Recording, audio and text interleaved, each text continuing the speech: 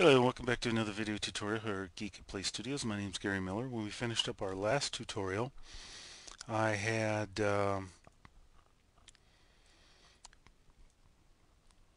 we had finished completing the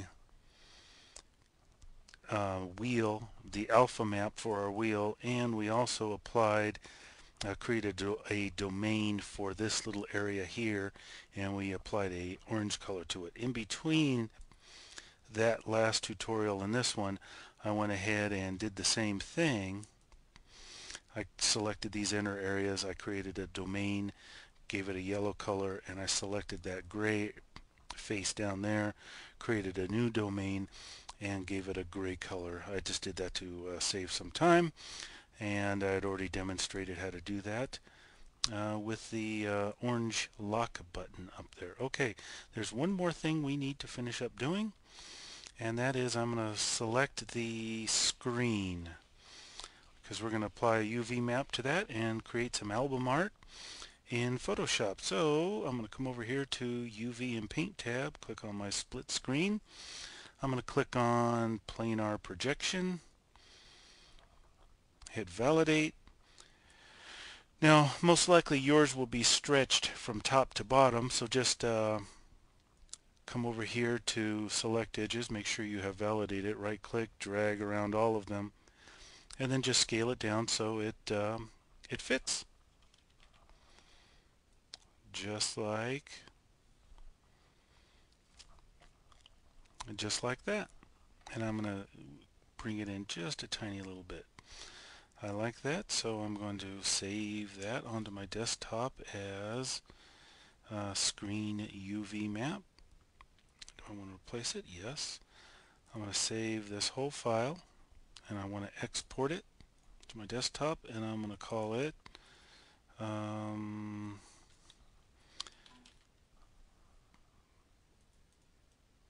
test iPod.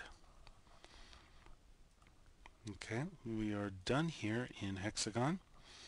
Come here into Photoshop. Now from Apple's site, I just downloaded this so I can use this as a reference to create my album art. Now I'm going to bring in my UV map. I'm going to come up here to image size, and it's awfully small, and I want it to be larger. So I'm going to create it 300 DPI and 1000 by 1000 width. There we are. And now I'm going to bring in some album art. Listen to a little Mozart.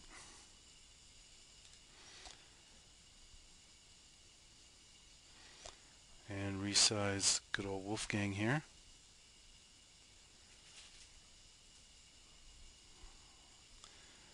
Okay that. I'm going to copy that layer. I'm going to come up here to edit and transform. I'm going to flip it vertically. Now I'm just going to move it down and butt the two ends together.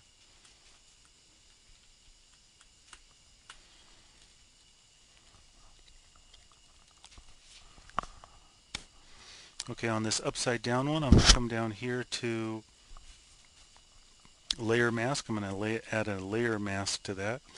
Come over here to my gradient tool. I'm going to make sure my linear gradient is selected. Come over here. I want to use my foreground to transparent. Now about 2/3 of the way up on this image, I'm going to put my cursor, hold down shift, and just drag upwards. Actually, that's probably a little too high. Come down a little further. There we are. I'm going to create a new layer here and fill it in with white. I will lower the opacity just a little bit, and that's good. Come over here to my text tool.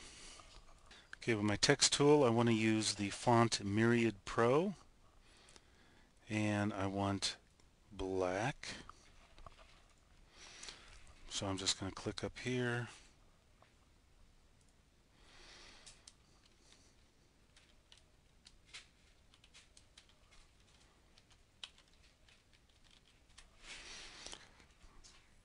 And I'm just going to do this very quickly. You can create the album art however you want. What I will do though is no,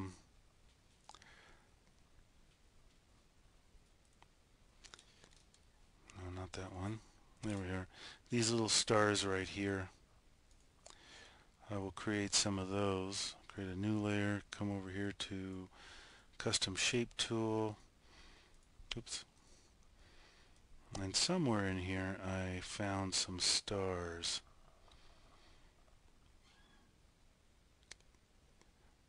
There we are. There's a star. And I want it black. So I'll just create my star like that. And I do want it filled in, so I have done the wrong thing. A custom shape.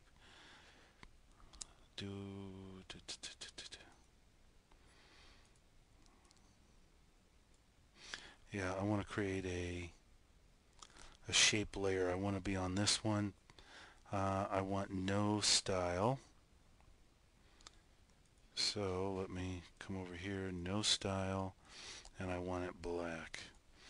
There we are. And you can just copy these.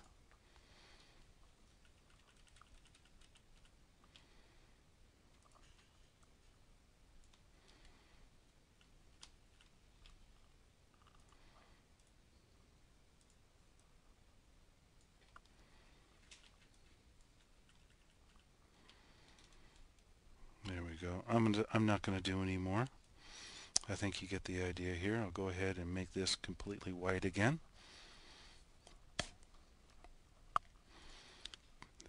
But you would probably want to mimic all of this.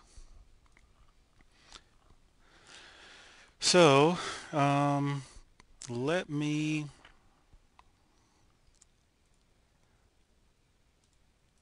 okay, I will do one other thing, and that is I'm going to create a new layer. I'm going to grab my rectangular marquee tool. Now I'm not sure, but I think I want to apply a little radius to, oh, I don't want feather. No, I want the, yeah, okay. Actually, I'll come and create a rounded rectangle with a radius of 3 pixels. And it's just a soft little radius like that. And it's filled in with black. That's okay, because we're going to apply a gradient overlay to it. And this will be our volume bar. Okay, I'm going to double click on my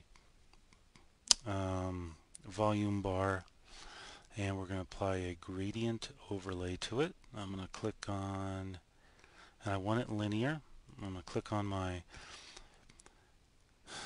gradient tab, and this may take a little time till you get the colors just right. I want to, on this side, I want to create a dark color, and on this side I want white, somewhere in the middle here, probably at 50, at the location of 50 down here. Whoops. I want a lighter blue, so I'm going to sample that one and now just create a lighter version of it. And let's see what our, let's click OK, and let's see what our gradient looks like. And let's compare it to that one. Alright, it needs to be changed. Oops.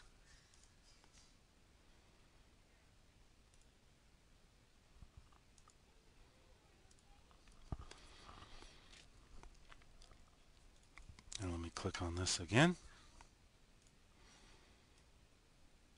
See what happens if we change it now. Yeah, we want it at 90.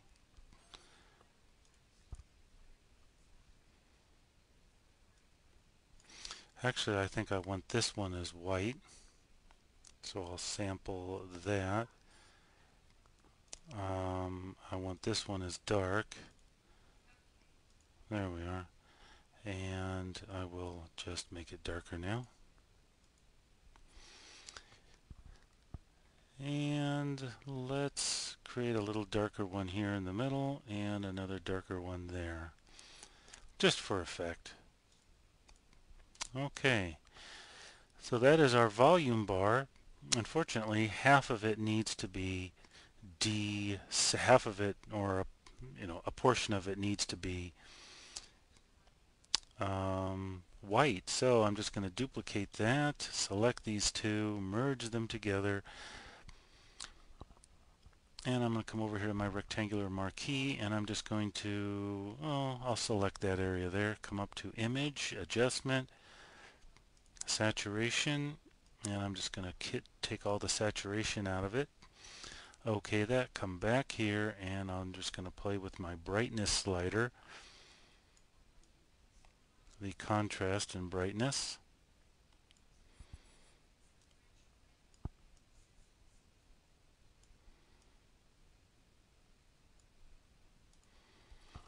Control D to deselect that, and now we've got our volume control. I'm not going to do the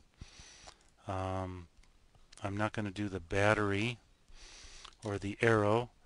You can create a gradient for the arrow, the same arrow that we used for the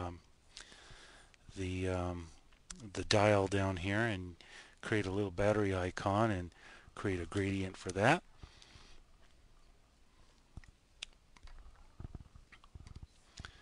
Now what I need to do is position this volume slider down here, and you can also create your own numbers using the Myriad Pro font as well.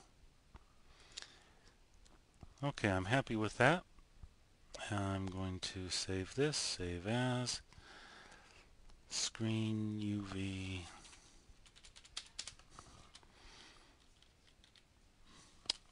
text.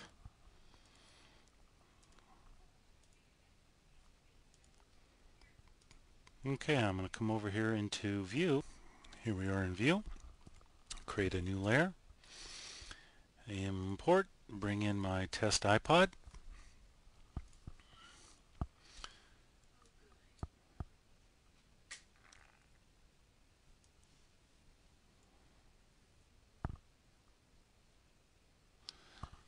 Actually, all we brought in was a screen. This is all this is all I had exported, so let me re-enable the visibility of all these things. There we go. Now I will export this. Okay, yeah, I'll save that. Okay, new layer. Now I will import my iPod.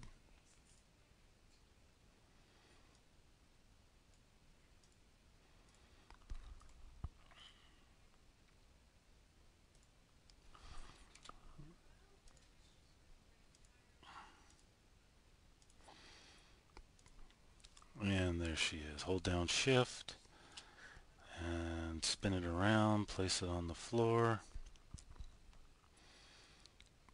Okay, I'm gonna put this on a layer, ungroup everything. I like the white that my iPod has. Let's look at the colors that we've got so far. Let's reduce some of these.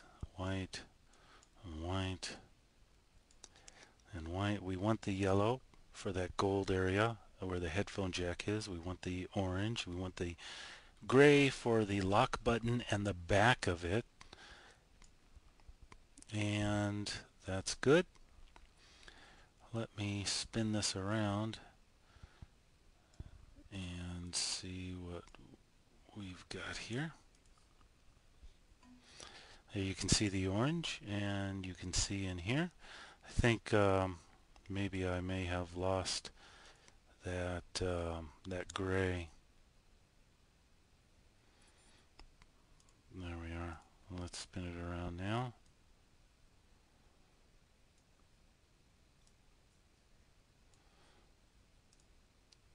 Yeah, when I was grouping all my colors together, I lost that gray, so I'll import it again.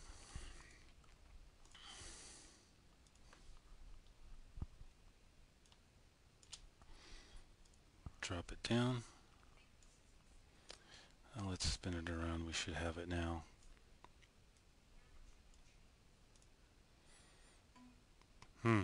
Well, maybe I screwed up something in Hexagon. Either way, let's apply our alpha maps to this. I'm going to ungroup that. Let's do our wheel first. Click on wheel, and I want two colors, so I want a mixed material, and that gray is fine. I'm going to change this to object parametric, object parametric, object parametric, distribution of materials. Click here to create a blank node. Click on my projected map, node, hook these two up, choose alpha output, texture map, and let me come over here to my wheel. Let me see, wheel, there we are. Now if you've seen my tutorial over in the view section on how alpha maps work, you know that black conceals and white reveals, so we need to reverse this. There we are. And let's do a quick render. And there's our lettering right there on there. And let's come to our the glass, and you can apply whatever material to the glass that you want. I'll just set mine at about 90% transparency. The screen, let's apply our map to this.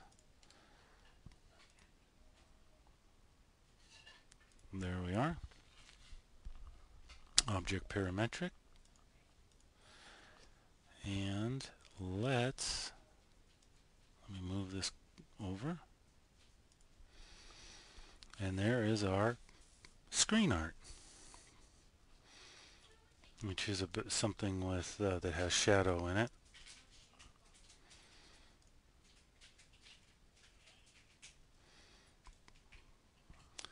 Bring up the brightness a bit.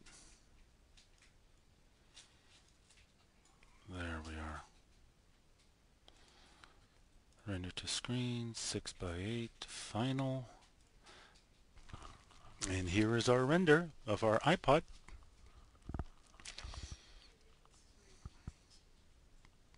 As I said, I didn't spend the time in this tutorial to completely mimic the screen display as what you would see on a real iPod, but you can spend the time and do that on your own. Of course, you have this blue here, but that's just because of the shadows. So that is creating an iPod here in Hexagon and Photoshop, and it's really easy. Just take one little step at a time. So that's it for this tutorial. Thanks for watching here at Geekatplay Studios. My name's Gary Miller. Have a good day.